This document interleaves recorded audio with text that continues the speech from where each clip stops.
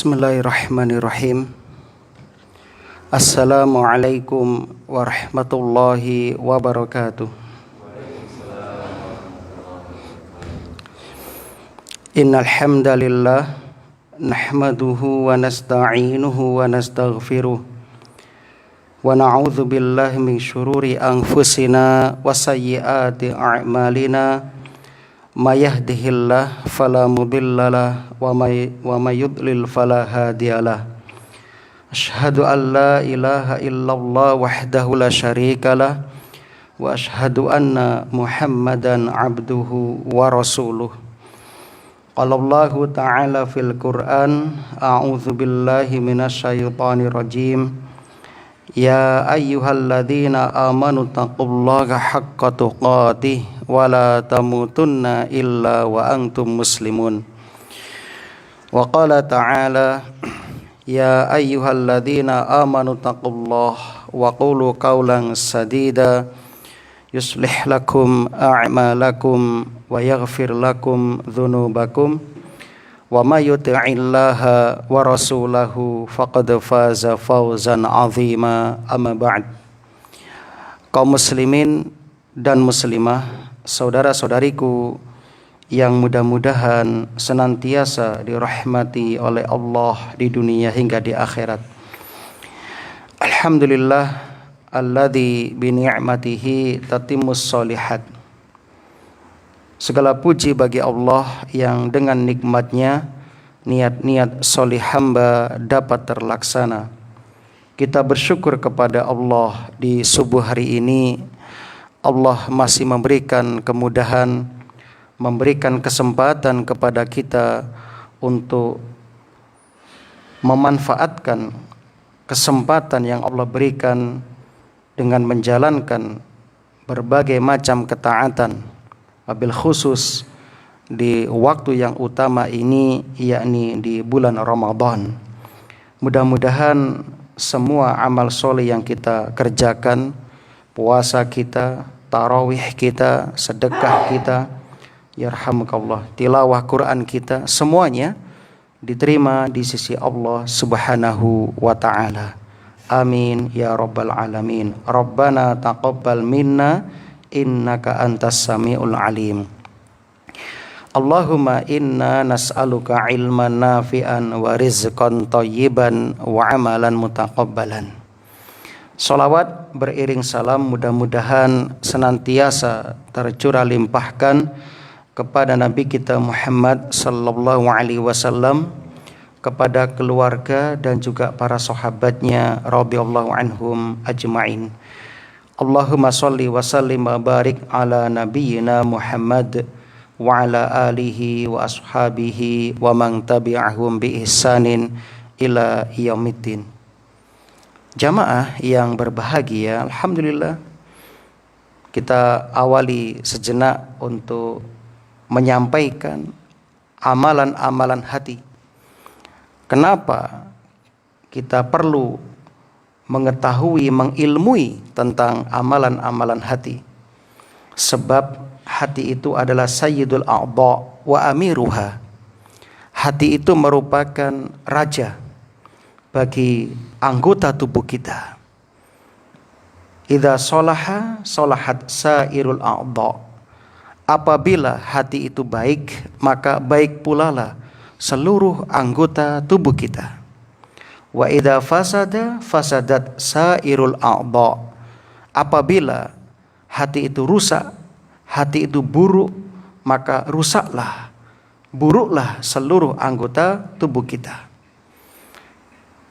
Kaum muslimin yang berbahagia, a'malul qulub, amalan-amalan hati, seperti ikhlas, khauf, rasa takut kepada Allah, roja, pengharapan, tawakal, berserah diri, ya, khasyah, takut kepada Allah, inabah, kembali kepada Allah, dan sejenisnya merupakan al-ghayah min a'malil jawarih. Itu merupakan puncak tujuan, bahkan lebih berharga daripada amalan-amalan anggota tubuh kita. Kalau kita perhatikan seluruh syariat Islam itu sumbernya diawali dari hati. Karena disinilah letak pembeda antara orang munafik dengan orang yang beriman. Ini yang membedakan. Orang munafik sholat, puasa. Bahkan di zaman Nabi mereka juga jihad bareng Kanjeng Nabi Sallallahu Alaihi Wasallam. Tiang munafik juga Jumatan khotibnya Nabi. Namun kenapa mereka itu tidak sama dengan orang beriman? Padahal amalan lahirnya sama. Mereka juga haji, mereka juga umroh, zakat, juga puasa Ramadan. Yang membedakan adalah hatinya. Hati mereka kufur kepada Allah Subhanahu wa ta'ala. Maka sebaik apapun amalan anggota tubuh kita, namun apabila hati kita tidak beriman kepada Allah dengan benar, tidak ikhlas ketika melakukan amalan-amalan tersebut, la tantafi', maka tidak bermanfaat amalan-amalan tersebut. Ditolak oleh Allah Subhanahu wa ta'ala.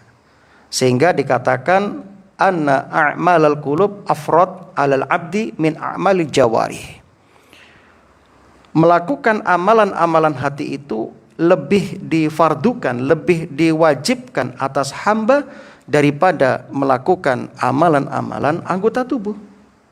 Ya. Ini kaum muslimin rahimani wa rahimakumullah. Sehingga ketika hati kita itu bersih, ketika hati kita tunduk patuh kepada Allah Subhanahu wa ta'ala, maka setan tidak akan mampu menyesatkan kita. Setan tidak akan mampu menjerumuskan kita kepada kesesatan. Nah, dan ini merupakan tolok ukur seorang hamba itu baik tidaknya di sini hatinya. Dan nanti dari kiamat Allah berfirman, yauma la yanfa'u malun wala banun illa man atallaha biqalbin salim. Pada hari kiamat gak bermanfaat harta, anak, harta benda, semuanya gak bermanfaat. Kecuali orang yang datang kepada Allah dengan membawa hati yang bersih, hati yang selamat. Nah, maka ketika hati semakin bersih, maka di saat itulah jiwa sami'na wa ata'na akan semakin kuat mengakar pada seorang muslimah. Dan ini tidak akan didapatkan kecuali dengan melakukan amalan-amalan hati seperti bertakwa, rasa takut, pengharapan, mahabbah, kecintaan, kemudian tafakkur, berfikir, kemudian ridho. Nah, itulah nanti yang akan kita bahas selanjutnya di setiap awal kajian. Itu sebagai mukadimah. Mudah-mudahan Allah Subhanahu wa ta'ala memberikan kebersihan dan ketakwaan kepada hati kita. Maka perbanyak berdoa di bulan dikabulkannya doa ini, doa yang Nabi ajarkan untuk kebersihan hati. Allahumma ati nafsi taqwaha wa zakkiha anta khairu man zakkaha anta waliyuha wa maulaha. Ini doa yang diajarkan Nabi sallallahu alaihi wasallam agar Allah memberikan kebersihan hati kepada kita. Mudah-mudahan Ramadan ini betul-betul membawa perubahan bagi kehidupan kita untuk 11 bulan ke depan. Amin ya rabbal alamin. Alhamdulillah, kita masih membahas tafsir surah Al-Ahzab. Pada pertemuan yang lalu kita telah menyampaikan ayat tentang larangan bertabarruj, yaitu berhias, berdandan dengan dandanan jahiliyah, khususnya bagi keluarga Nabi dan juga umumnya bagi seluruh kaum muslimat yang mengikuti dan menjadikan istri-istri Nabi sebagai idola, sebagai suri tauladan. Dan juga ayat yang akan kita bahas ini memerintahkan kepada keluarga Nabi khususnya, dan juga kepada seluruh kaum muslimin, ya, agar supaya memerintahkan keluarga mereka untuk senantiasa mengingat Allah, untuk senantiasa mempelajari ayat-ayat Allah dan juga sunnah-sunnah nabinya sallallahu alaihi wasallam. Dan juga nanti ayat ini akan menerangkan kepada kita tentang, ya, penyimpangan kaum Syiah Rafidhah, Syiah ekstrim, yang mana mereka itu, ya, mengaku sebagai pendukung Ahlul Bait, namun ternyata mereka orang yang melecehkan Ahlul Bait. Mari kita lihat ayatnya. A'udzubillahi minasyaitonirrajim.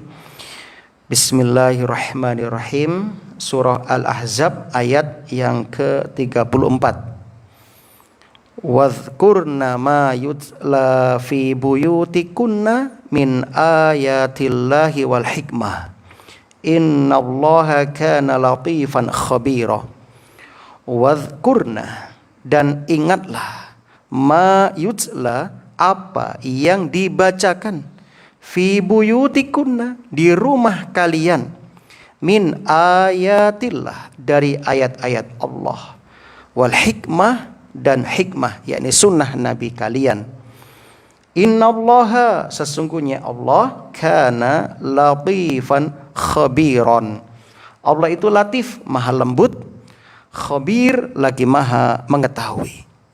Kaum muslimin yang berbahagia, banyak tafsiran tentang makna wadhkur dalam ayat ini. Wadhkur, ada yang mengatakan wadhkur bermakna ingatlah, ada yang mengatakan iqra, bacalah, ada yang mengatakan sampaikanlah.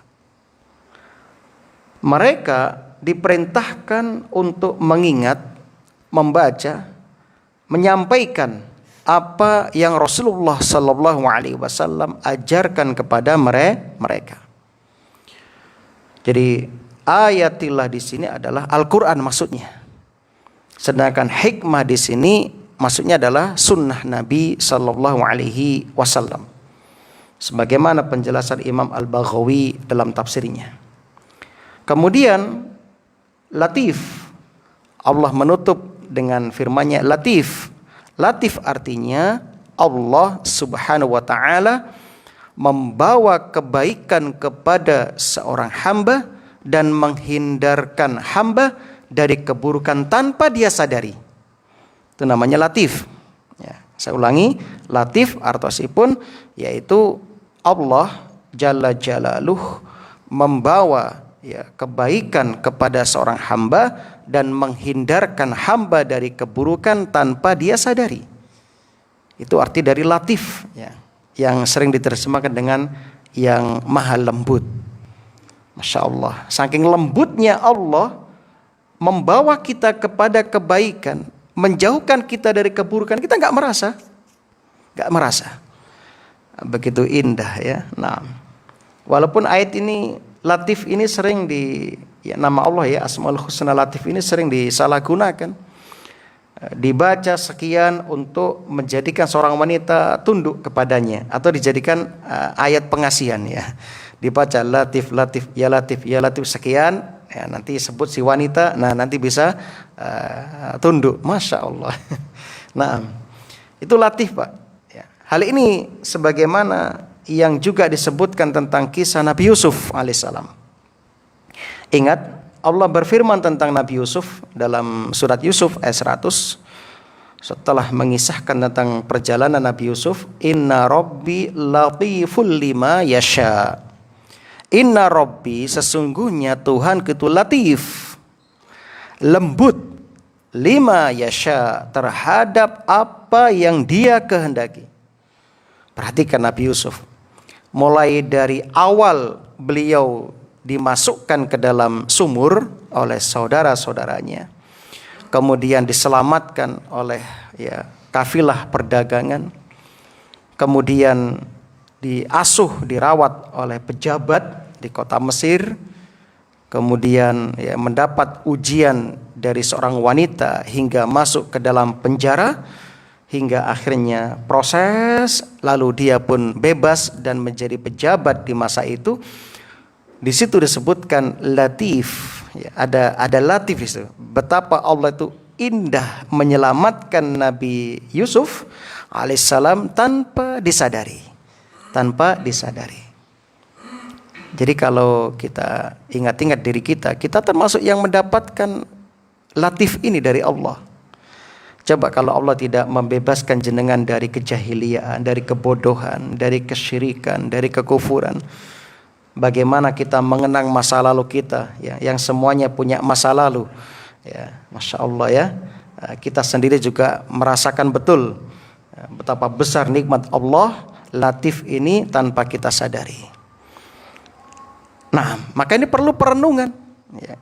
Karena kita selama ini kurang memberikan waktu untuk berenung, berfikir, ya. Akhirnya kita sering melupakan banyak nikmat Allah yang diberikan kepada kita. Atau kadang kita terpengaruh dengan gaya berpikir orang awam, bahwa nikmat itu hanya berupa harta, jabatan, ya, kekayaan, sehingga dia melupakan nikmat yang urgen daripada itu hidayah.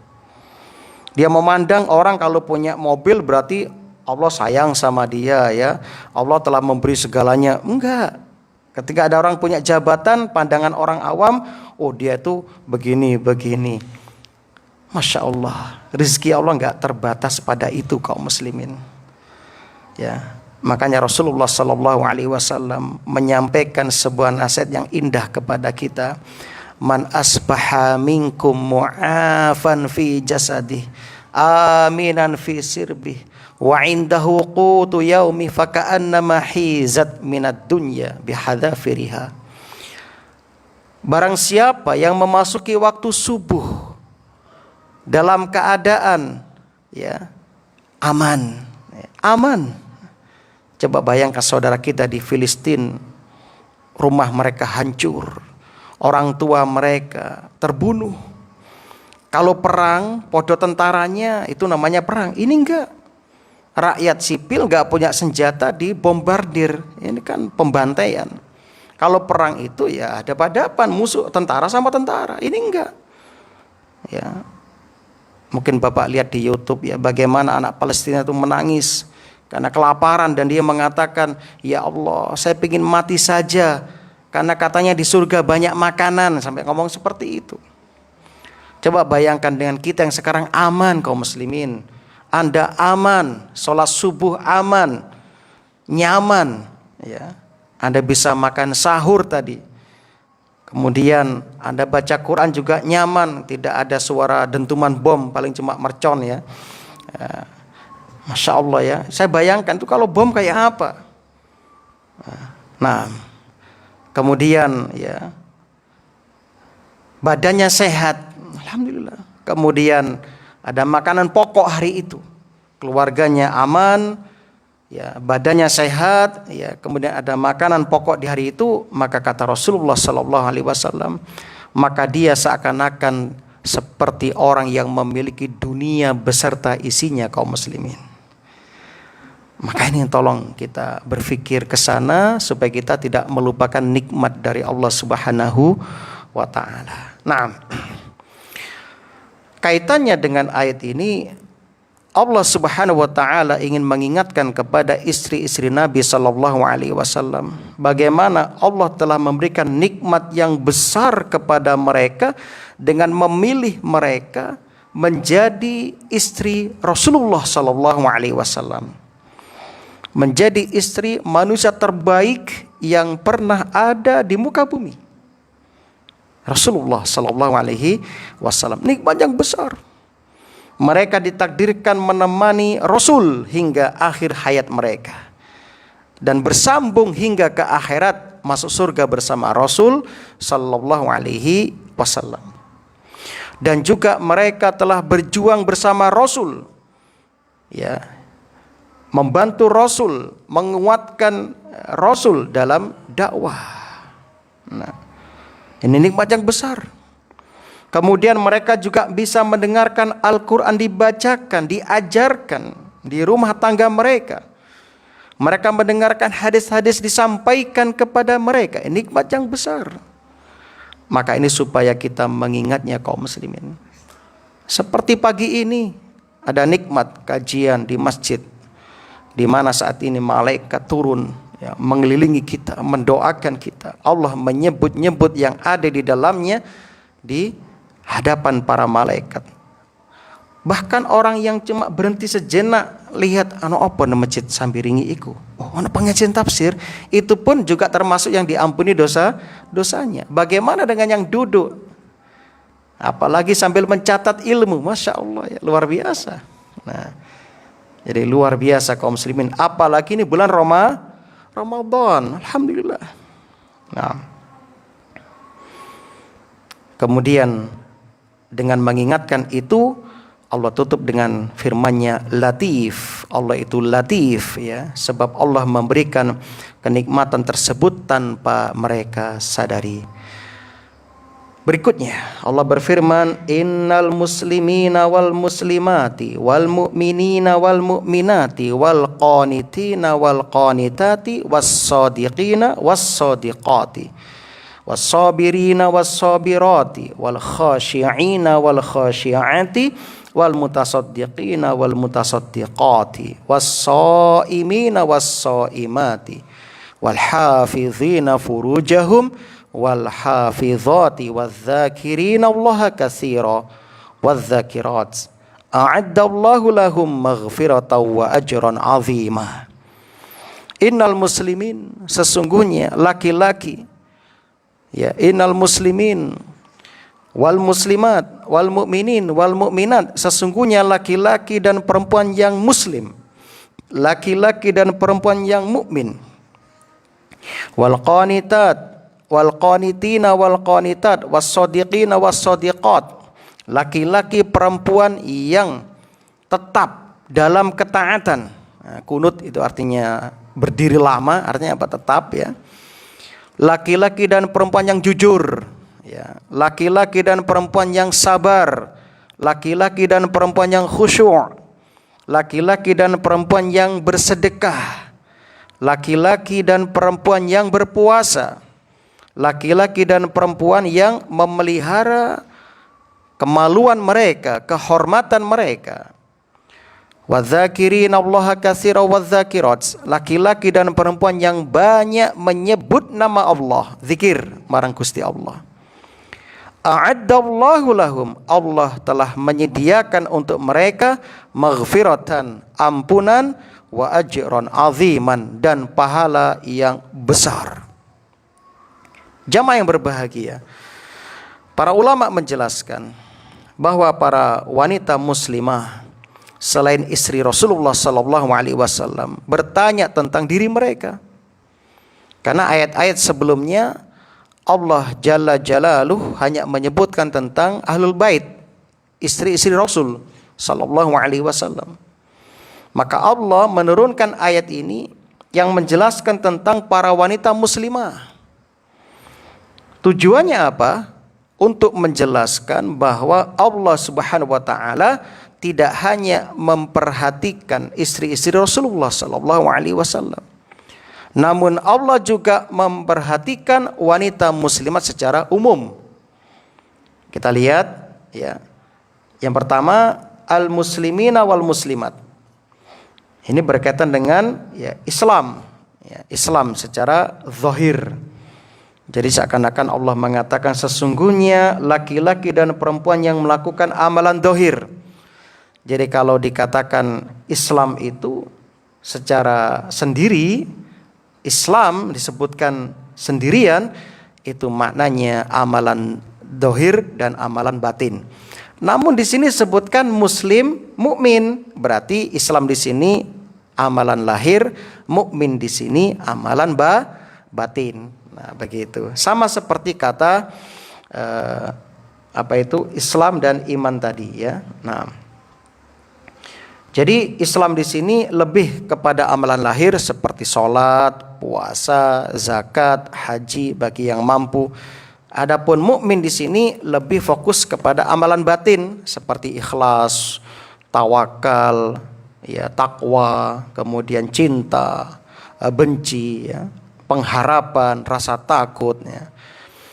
Kemudian wal qanitina wal qanitat, laki-laki perempuan yang senantiasa tunduk dan taat kepada Allah. Was-shadiqina was-shadiqat, laki-laki perempuan yang jujur. Jujur di sini baik jujur lisannya, jujur hatinya, ya. Jadi selaras antara hati dengan amalan lahir. Dan sebagaimana kita ketahui, kejujuran itu adalah sumber dari keselamatan, sumber dari kebaikan. Rasul bersabda, "Iyyakum bisidqi fa inna sidqa yahdi ilal bir wa inal birra yahdi ilal jannah." Hendaklah kalian menetapi kejujuran, karena jujur itu mengantarkan pelakunya kepada kebaikan, dan kebaikan itu mengantarkan pelakunya kepada surga, ya, kepada surga. Kemudian, ya, alaikum bil kadzib, jauhilah dusta, jauhi dusta, sebab dusta itu wa innal, ya, kadzib yahdi ilal fujur, mengantarkan kepada, ya, kejahatan. Wa innal fujur yahdi ilan nar, dan kejahatan itu mengantarkan kepada neraka. Hadis ini sahih, ya, riwayat Ahmad, riwayat Al-Bukhari dalam kitab Adabul Mufrad, dan juga riwayat Muslim dan Abu Dawud. Masyaallah, ya. Jadi kaum muslimin yang berbahagia, barang siapa yang menetapi kejujuran, yuktab indallah siddiqan, dia berhak mendapatkan gelar jujur dan berhak mendapatkan ganjaran orang-orang jujur. Barang siapa yang selalu melakukan, ya, kedustaan, yuktab indallah kadzaban, dia berhak memperoleh gelar dusta seperti Dajjal. Nah, Dajjal itu punya gelar kadzab, sang pendusta, itu Dajjal. Ya, dia berhak memperoleh gelar dusta dan ganjaran orang-orang dusta, ya, yaitu neraka. Naudzubillah. Maka kaum muslimin dan muslimah rahimani wa rahimakumullah, jadi teruslah, tetaplah dalam kejujuran walaupun terasa pahit, ya. Rasul berkata, qulil haqqa walau kana murran, katakan kebenaran walaupun pahit, kata Rasulullah sallallahu alaihi wasallam. Dan orang yang jujur termasuk dari ahlul bir. Bir itu artinya, ya, kebaikan yang banyak. Sebagaimana daratan dinamakan bar. Bar itu daratan, kalau lautan bahrun itu lautan samudra. Kalau daratan barrun, lautan bahrun. Bar dinamakan bar karena luas, ya, daratan itu luas. Nah, albir artinya orang yang melakukan segala kebaikan. Nah, jadi orang yang menetapi kejujuran termasuk orang yang albir, ya. Albir, ya, sebagaimana Allah berfirman tentang balasan orang-orang ini dalam surah Al-Infitar ayat 13, innal abrara lafi na'im. Innal abrara lafi na'im, sesungguhnya orang-orang yang berbakti benar-benar dalam surga yang penuh kenikmatan. Semoga kita termasuk calon penghuni surga. Amin ya rabbal alamin. Allahumma inna nas'alukal jannah wa ma qarraba ilaiha min qaulin aw amalin. Bahkan Allah juga memerintahkan kita berteman dengan orang yang jujur. Ya ayyuhalladzina amanu. Perhatikan, setelah panggilan ya ayyuhalladzina amanu, fokus. Biasanya ada perintah atau larangan. Ittaqullah, ada perintah. Bertakwalah kalian kepada Allah, wa kunu ma'as shadiqin. Jadilah kalian bersama orang-orang yang jujur. Nah, dan mintalah kepada Allah kejujuran. Sebab jujur sifat yang terpuji. Was-shadiqina was-shadiqat. Kemudian kaum muslimin rahimani wa rahimakumullah, ya. Ibnu Qayyim mengatakan kejujuran merupakan makom yang agung. Makom itu apa? Kedudukan, bukan makam. Kalau makam itu kuburan, ya. Makom itu ada kedudukan. Maka ada istilah di Mekah, batu itu tempat Nabi Ibrahim membangun Ka'bah namanya Maqam Ibrahim. Nah, banyak orang salah paham, dikira kuburan. Maqam itu tempat, ya, tempat atau kedudukan. Nabi Ibrahim ketika mendirikan Ka'bah, karena semakin tinggi bangunan Ka'bah membutuhkan kayu andang, tapi beliau menggunakan batu sebagai tempat berdiri. Jadi orang yang paling agung itu adalah orang yang jujur, ya, dan merupakan kedudukan as-salikin, orang-orang yang berjalan menuju Allah Subhanahu wa taala. Dan jujur jalan yang paling lurus, kata Ibnu Qayyim Al-Jauziyah. Barang siapa tidak berjalan di atasnya, maka mereka itulah orang-orang yang akan binasa. Dan jujur ini pembeda antara mukmin dan munafik. Mukmin dan munafik. Nah, begitu. Kemudian kaum muslimin rahimani wa rahimakumullah, ya. Nanti di hari kiamat Allah berfirman tentang orang-orang jujur, Allah akan menyelamatkan mereka dari azab. Qala Allah berfirman dalam surah Al-Maidah ayat 119. Qala Allah berfirman, hadza yaumu yanfa'us shadiqin. Inilah hari, ya, di saat orang yang benar mendapatkan manfaat dari kebenarannya. Yaumu yanfa'us shadiqina, ya, sidquhum. Ketika mereka mendapatkan manfaat dari kebenarannya, Masya Allah. Mungkin di dunia orang jujur itu dimusuhi sekarang, ya. Apalagi negara kita kan dari awal itu diawali dengan kecurangan, akhirnya apa? Terus, ya, sebagaimana pepatah mengatakan satu dosa itu, ya, akan mendatangkan dosa yang lain. Maka ketika orang mengawali dari kecurangan, dia akan curang terus, gitulah. Awalnya curang, akhirnya apa? Curang. Sampai sekarang kecurangan itu udah nggak biasa. Bahkan sebagian orang bangga dengan kecurangan. Bahkan sebagian orang itu membela kecurangan. Dan orang yang jujur sekarang itu, ya, sesuatu yang apa istilahnya itu, barang yang sulit untuk didapatkan, sesuatu yang 1001, langka sekarang, langka. Sebab orang jujur sekarang itu, ya, itu tadi ada istilah jujur gak mujur. Kalau jujur nanti nggak dapat uang, nggak dapat jabatan. Nauzubillah. Maka kaum muslimin tetap Anda pertahankan prinsip kejujuran ini. Jadi nanti di hari kiamat mereka dapatkan, walaupun di dunia dicaci, dimaki, dijauhi. Lahum jannat, mereka mendapatkan surga-surga. Tajri min tahtiyal anhar, yang mengalir di bawahnya sungai-sungai. Khalidina fiha abada, mereka kekal di dalamnya selama-lamanya. Selawasi.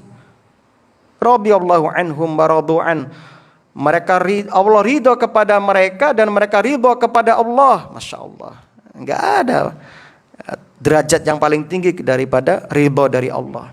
Dzalikal fawzul azim, mereka mendapatkan fauz, kemenangan azim yang agung. Masya Allah, ya. Jadi kaum muslimin, orang yang jujur betul-betul mendapatkan, ya, perlakuan istimewa dari Allah Subhanahu wa taala. Selain itu, kejujuran menenangkan. Rasul mengatakan dalam hadis At-Tirmidzi, inna sidqa tuma'ninah. Jujur itu ketentraman. Lihat orang jujur, nyaman hidupnya. Tapi orang enggak jujur, pusing dia. Khawatir, aduh kok lah kebohonganku terungkap piye. Akhirnya apa? Untuk menutupi satu kebohongan, dia datangkan kebohongan yang lain. Sampai akhirnya karena biasa berbohong menjadi kadzab, sang pembohong. Kan begitu. Wal kadzib ribah. Sedangkan dusta, ya, itu adalah ribah, keraguan-raguan. Nah, tidak ada ketenangan dalamnya.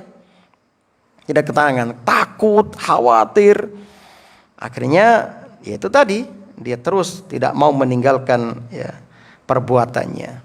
Nah, maka kaum muslimin bertekadlah untuk senantiasa menjadi orang yang jujur dalam perkataan, jujur dalam niat dan keinginan kita, agar kita kembali menjadi ikhlas, ya. Sebab amal ketika tercampuri oleh ambisi jiwa, terhadap dunia, maka kejujuran niatnya batal.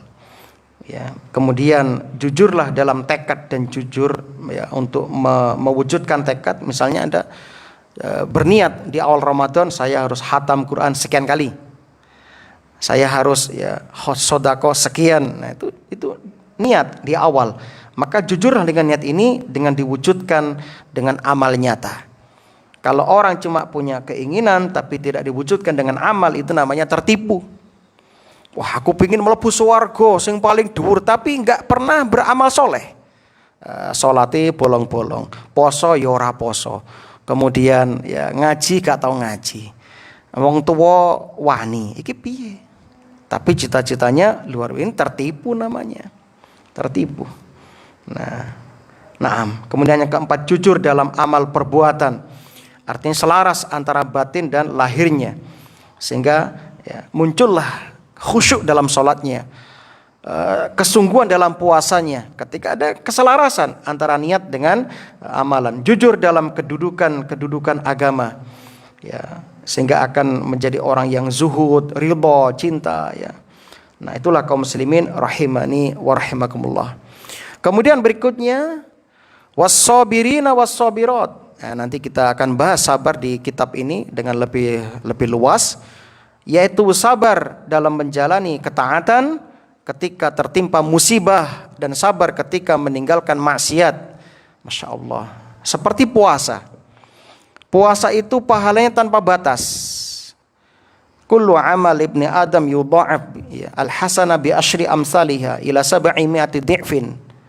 Setiap amalan anak cucu Adam dilipat gandakan. Satu kebaikan dilipat gandakan 10 hingga 700 kali lipat. Illa syiyam, kecuali puasa. Kecuali puasa. Fa innahu li wa ana ajzi bih. Puasa itu untukku dan akulah yang akan membalasnya. Kecuali puasa, Pak. Kenapa puasa pahala yang tanpa batas? Karena puasa itu di dalamnya terdapat sabar. Ya, dan sabar itu ada 3. Sabar menjalankan ketaatan atau perintah, sabar menjauhi maksiat, dan sabar menghadapi ujian atau takdir dari Allah. Ketika puasa, Anda sabar menjalankan perintah puasa. Ketika puasa, Anda sabar menjauhi larangan. Ketika puasa, Anda sabar menghadapi ya, pedihnya ya, apa yang Anda rasakan, seperti sabar menghadapi rasa haus, rasa lapar, syahwat dan sebagainya. Maka wajar orang yang berpuasa mendapatkan balasan pahala tanpa batas. Allah berfirman dalam surat Az-Zumar ayat 10, innama yuwaffas sabiruna ajrahum bighairi hisab. Sesungguhnya hanya orang yang sabarlah yang akan mendapatkan balasan tanpa batas. Wal khasyi'ina wal khasyi'at. Laki-laki perempuan yang khusyuk terutama dalam sholatnya, dan khusyuk juga dalam ya, kesehariannya, seperti ketika keluar rumah ghadul basar, tundukkan pandangan. Apalagi ini Ramadan ya. Kata ulama, orang yang di Ramadan tidak mampu menjauhi maksiat, maka dapat dipastikan di luar Ramadan dia tidak mampu untuk menjauhi maksiat. Ini tolok ukurnya di sini. Di sini tolok ukurnya. Bagaimana tidak? Ketika Ramadan, pintu neraka ditutup rapat-rapat. Ketika Ramadan, setan dibelenggu. Setan dibelenggu. Tapi dia masih bermaksiat, berarti dia nggak lolos. Dia nggak lolos sensor. Dia nggak sukses menjadi orang yang berpuasa, yang bertakwa, nggak dapat gelar takwa nanti keluar Ramadan. Ya, gagal. Nah, gagal ya. Nah, jadi ya, al-khasyiin wal khasyiat, terutama dalam sholatnya. Dan ini bisa didapatkan ketika niat kita selaras. Dan ini berat, teorinya gampang, prakteknya berat. Makanya ada doa yang Nabi ajarkan, Allahumma inni a'udzubika min ilmin la yanfa' wa min qalbin la yakhsha' wa min nafsin la tashba' wa min da'watin la yustajabu laha. Allahumma ya Allah, ini sesungguhnya aku a'udzubika, berlindung kepadamu, min ilmin la yanfa', dari ilmu yang tidak bermanfaat. Wa min qalbin la yakhsha, dari hati yang tidak bisa khusyuk. Wa min nafsin la tashba, dari nafsu yang tidak pernah puas. Nafsu itu Pak Ibu seperti bayi yang netek sama ibunya. Kalau nggak disape Pak, diputus, nggak akan berhenti itu Pak. Harus dipaksa itu. Makanya Ustadz kita itu ketika ditanya, Ustadz Amar ya rahimahullah, Ustadz bagaimana solusi melawan malas? Gampang Bismillah, Allahumma pakso, itu kuncinya. Kalau nggak dipaksa nggak bisa Pak. Tetap Anda akan malas. Harus dipaksa. Nah, kemudian wa min da'watin la yustajabu laha, dan aku berlindung dari doa yang tidak dikabulkan. Nauzubillah. Makanya kaum muslimin, ini Ramadan, kalau sampai Ramadan doa kita nggak nyampe kepada Allah kan kebangetan. Makanya fikih doa dipelajari. Ya, Anda bisa beli fikih doa yang ditulis oleh Ibnu Qayyim, sudah diterjemahkan, namanya Wabilu Shayyib. Itu ada 1 jilid, paling harganya 90 kalau nggak 100 ribuan. Bisa Anda beli online nanti, itu bagus itu. Kalau ingin yang lebih lengkap, ada 2 jilid fikih doa dan zikir. Nah, itu tebal itu ya, tebal. Nah, itu Anda bisa beli ya. Nanti kalau bingung, Ustadz apa ya? Nanti WA saya, tak kasih rekom, ini yang harus dibeli Pak. Nah, yang bahasa Arab 1 jilid ya 125, yang terjemah mungkin ya 200-an lah kalau nggak 300, kan tebel ya 2 jilid. Nah, kemudian wal mutasaddiqina wal mutasaddiqat, laki-laki perempuan yang bersedekah, masya Allah. Pas ini Ramadan ini. Ya, Rasulullah itu kan dermawan. Ketika Ramadan lebih dermawan, mengalahkan angin berhembus. Masya Allah, cepat ya. Wal mutasaddiqin wal mutasaddiqat. Nah, ini alhamdulillah. Ini Allah kasih kenikmatan ini ya, masjid kita sudah nyaman ini ya. Nah, kemudian ya was-shaimina was-shaimat, masya Allah. Laki-laki perempuan yang berpuasa. Shaim ya, orang yang berpuasa, isim fa'il ya. Ya, shaim orang yang berpuasa. Ya, ini menahan lapar, menahan dahaga, menahan berhubungan badan, niat ibadah kepada Allah sejak terbit fajar shadiq sampai tenggelam matahari. Nah, ingat, jangan lupa niat ya, niat. Nah, ini puasa namanya. Sebab ada orang itu nggak makan, nggak minum, tapi diet tujuannya, ada seperti itu. Tapi kita ibadah niatnya. Ini yang membedakan kita dengan amalan biasa. Jadi ya, shaimin dan shaimat pahalanya besar. Dan mereka akan masuk dari pintu khusus namanya Babur Rayyan. Babur Rayyan. Wal hafizina furujahum wal hafizats. Laki-laki perempuan yang menjaga kehormatan mereka, kemaluan mereka. Artinya apa? Enggak terjerumus ke dalam maksiat. Dan ini bagian dari amal soleh. Jadi Anda keluar rumah menjaga kehormatan diri, itu termasuk ibadah, itulah. Para wanita menjaga kehormatan dirinya itu ibadah agung. Bahkan di antara salah satu sebab kaum ibu mendapatkan kenikmatan dari Allah, masuk dari 8 pintu surga yang mana saja mereka kehendaki, Rasul sebutkan, idza shallatil mar'a khamsaha wa shamat syahraha wa hafidat farjaha wa ata'at zaujaha atau wa ata'at ba'laha qila laha udkhulil jannah min ayyi abwabil jannati syi'ti. Ketika seorang wanita menjaga sholat 5 waktunya, berpuasa Ramadan, menjaga kehormatan dirinya, dan mentaati suaminya, maka dikatakan kepadanya, masuklah engkau ke dalam surga dari 8 pintu surga yang kamu kehendaki. Masya Allah, kaum ibu, nikmat yang besar. Yang paling berat dari 3 ini yang keempat Bu. Dari 4 ini yang keempat, yaitu mentaati suami. Nah, jadi jaga kehormatan. Apalagi ini zaman canggih ya, ada aplikasi TikTok dan sejenisnya, IG dan sejenisnya. Ini banyak menjadikan sebagian kaum muslimin dan muslimah itu kehilangan harga diri atau muru'ah, ya, mereka tidak memiliki muru'ah, al-af, sifat afiat untuk menjaga kehormatan di dirinya. Padahal kita sering berdoa supaya dijaga kehormatan diri kita. Allahumma inni as'aluka, ya Allahumma inni as'alukal afa wal afiyata fid dunya wal akhirah. Allahumma inni as'alukal afa wal afiyata fid dini wa dunyaya wa ahli wa mali. Allahumma astur aurati wa amin rawati. Pagi dan petang kita berdoa supaya dijaga, ditutup aurat kita, kehormatan kita. Namun ternyata dirobek sendiri. Banyak orang gak malu, ya, memamerkan, ya, auratnya di depan media sosial. Mereka berpose dengan berbagai macam pose. Ya, naudzubillah. Tujuannya apa? Ada yang tujuannya mencari pengikut yang banyak lah, biar menarik dan sebagainya, biar dapat uang atau sebagainya. Bahkan cuma ada yang eksis-eksis saja.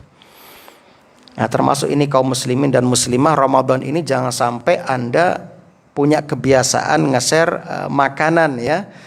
Kasihan saudara kita yang mungkin gak mampu membelinya. Anda share makanan di restoran misalnya, ya.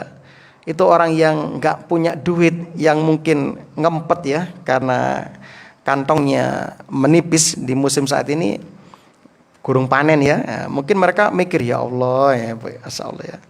Maka kaum muslimin, janganlah kita mengeser-ngeser seperti itulah. Yang kedua, apa sih manfaatnya?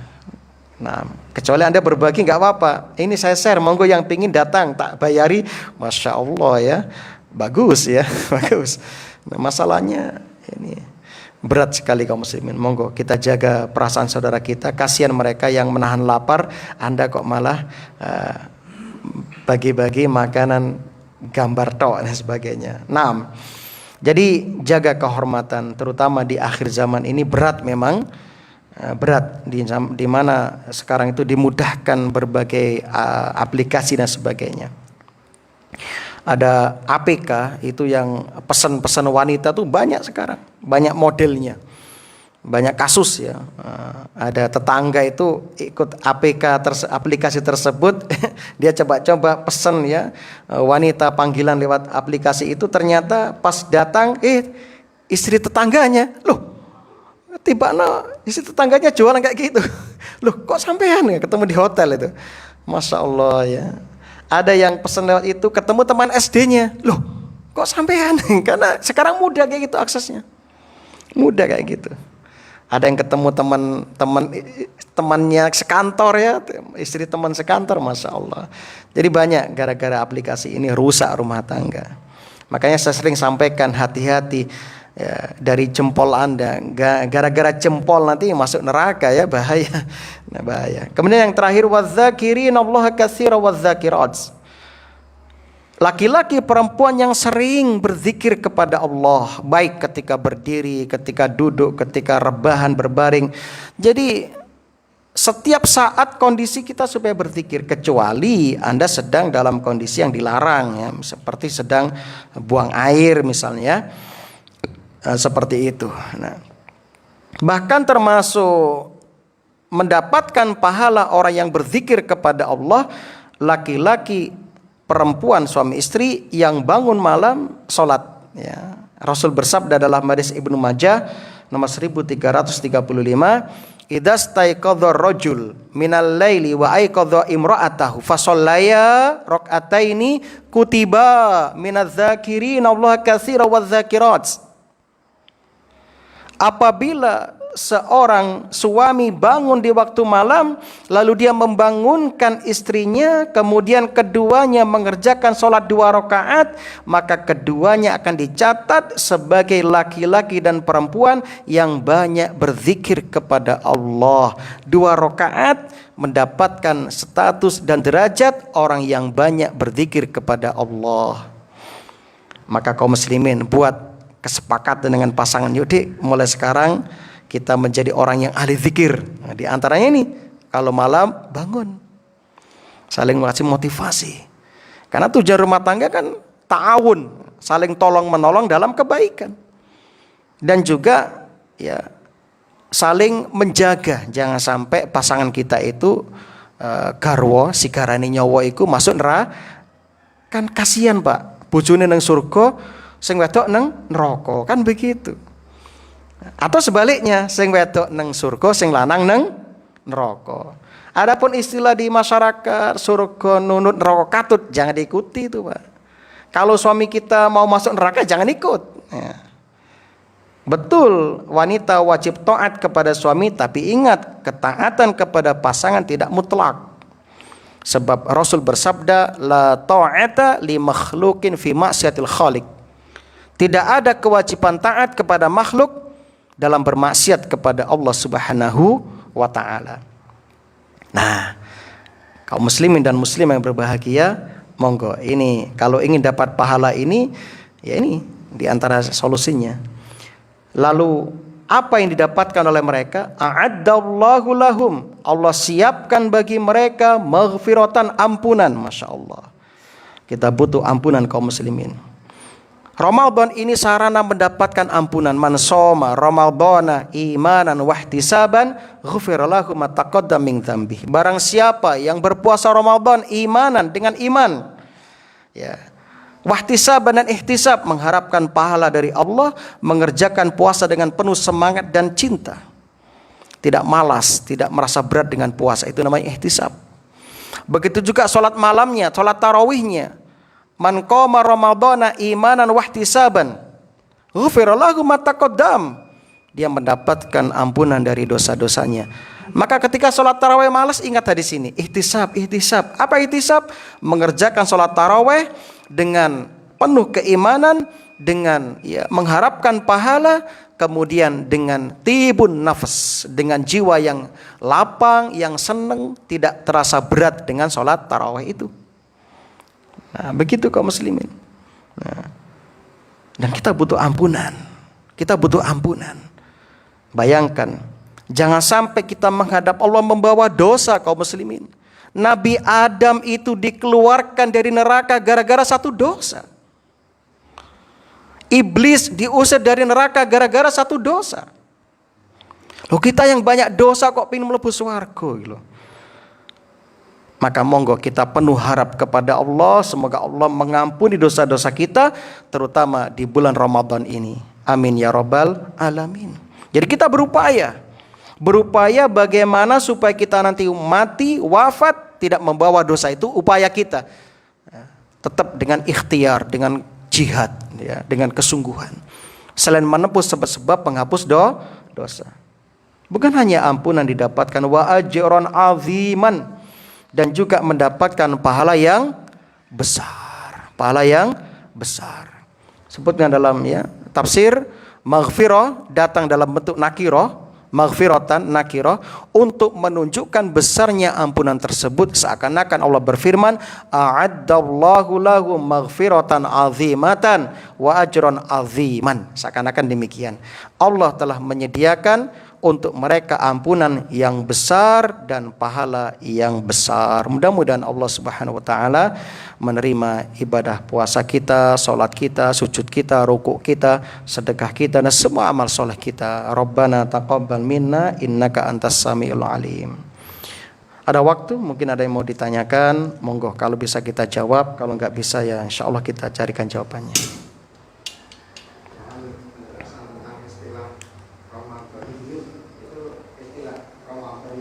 Oh, Ramadaniyun. Apakah itu istilah dari ulama terdahulu atau ulama belakangan atau hanya istilah saja? Nah, jadi di zaman dahulu itu di ulama ya, ulama salaf ya, ulama salaf. Seingat saya siapa namanya itu lupa saya. Terdapat dalam kitab Lataiful Ma'arif. Dinukil ucapan ulama salaf ya, ulama tabi'ut tabi'in ya, ulama 300-an itu, ditanya mereka mana yang lebih utama, Rajab atau Sya'ban, begitu ceritanya.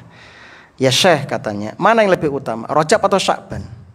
Maka saya tadi mengatakan kun robbanian wala takun rojabian au sya'banian. Nah, jadilah engkau hamba Allah yang robbani, jangan menjadi hamba Allah hanya di bulan Rajab atau bulan Sya'ban. Kemudian ulama belakangan menambahkan, Dan kami katakan, kata Imam Ibnu Rajab itu ulama tahun 700-an, Pak. Ya. Ibnu Rajab menambahkan kun robbanian wala takun ramadhanian, kan begitu. Jadilah engkau hamba Allah yang robbani, jangan menjadi hamba Allah hanya di bulan Ramadan, itu. Nah, jadi itu ucapan ulama. Makatan Bapak. Allah alam bisawab. Ini apa ya? Itu kan dalam ilmu nahwu itu namanya nisbah, penisbatan. Sama seperti jenengan kan Indonesia ya. Nanti kalau ditanya dari mana, min aina anta, ana Indonesiun, kan begitu. Aku orang Indonesia, kan begitu ya. Ramadhanin berarti apa? Orang yang hanya ibadah di bulan Ramadan, itu Ramadhaniun. Nah, sama seperti istilah dari mana, Pak? Saya Ampeliun ya. Seperti Bukhari itu kan dari kata Bukhara ya, karena dia tuh bangga dengan negerinya, ingin menunjukkan kepada umat, aku loh orang Bukhara, maka dia katakan Bukhari ya, Bukhari aslinya kan Bukhariun aslinya kan, tapi dibaca mandek Bukhari ya, seperti seperti itu. Nah, nisbah. Nah, kata. Jadi dinamakan Ramadhaniyun, artinya orang ini seakan-akan cuma ibadah di bulan Ramadan. Kenal Allah cuma di bulan Ramadan, seakan-akan demikian. Nah, menisbatkan dirinya kepada Ramadan. Allah alam bisawab. Monggo. Nggih. Nah, Masya Allah ya. Ya, jadi apakah ya muadzin itu bisa menjadi imam sekaligus atau borongan lah misalnya. Dia yang adzan ya, dia yang qomat, dia yang imami. Nah, kaum muslimin yang berbahagia. Kalau kita lihat di masjid-masjid di zaman Nabi sallallahu alaihi wasallam. Ya, di masjid-masjid zaman Nabi sallallahu alaihi wasallam itu imamnya imam rotib, imam tetap, imam muaqqad ya, itu Nabi sallallahu alaihi wasallam. Jadi Bilal itu nggak pernah sama sekali jadi imam, kan begitu kalau kita lihat sejarahnya. Nah, tapi kan ada kondisi tertentu, artinya ada masjid itu yang kekurangan SDM atau mungkin jamaahnya nggak ada yang mampu. Ya. Mungkin ada dai di pedalaman misalnya, ya, karena di desa itu ya hanya dia yang mampu adzan, yang mampu iqamah, kemudian yang bacanya juga paling baik menurut nahwu tajwid juga dia. Maka ya gimana lagi? Ya, maka boleh dalam hal ini boleh. Kaum muslimin rahimani wa rahimallah. Jadi kesimpulannya dibolehkan sebagaimana dijelaskan Imam Nawawi dalam kitab beliau, ya, kaum muslimin sepakat ijma bersepakat bolehnya muadzin menjadi imam, bahkan dianjurkan kata Imam Nawawi. dibolehkan dan masing-masing punya keutamaan. Jadi kalau oleh karena itu orang yang memungkinkan menggabungkan antara tiga hal tersebut, adzan, iqamah dan menjadi imam, maka itu lebih utama. Begitu kata Imam Nawawi. Jadi sepakat ulama itu. Ya. Tetapi praktek Nabi Shallallahu Alaihi Wasallam dan praktek Khulafaur Rasyidin, ya, imam 4, ya, di mana mereka tidak pernah melakukan adzan dan sekaligus menjadi imam. Jadi tukang adzan ada sendiri, tukang imam juga ada sendiri. Itu yang ideal. Ya. Tapi kita kan kondisional gitu loh. Jadi seandainya nanti di masjid ini misalnya zuhur, Bang Sori yang adzan, nunggu sampai tait ya, yang hadir cuma bocah-bocah. Sama ada orang yang nggak pernah jadi imam misalnya, ya nggak apa-apa, jenengan komat plus maju juga sekaligus, boleh, nggak ada masalah. Nah, makatan Pak, nah, boleh. Okay. Tapi kan kita sekarang punya legitimasi hukumnya gitu kan, lebih mantap itu kan. Dan insya Allah nanti bisa dilanjutkan ya, sering ditunjuk nanti. Saya kira itu, semoga bermanfaat. Subhanakallahumma wa bihamdika asyhadu an la ilaha illa anta astaghfiruka wa atubu ilaik. Mohon maaf jika ada kekhilafan, jaga kesehatan. Ini baru perlombaan ya, awal ya, baru awal ya. Ingat, kornya Ramadan di mana? Di 10 hari terakhir. Kornya Ramadan, intinya Ramadan di 10 hari terakhir. Monggo jaga kesehatan. Siapkan stamina, niat yang kuat supaya nanti ditakdirkan dapat mencari Lailatul qadar. Assalamualaikum warahmatullahi wabarakatuh.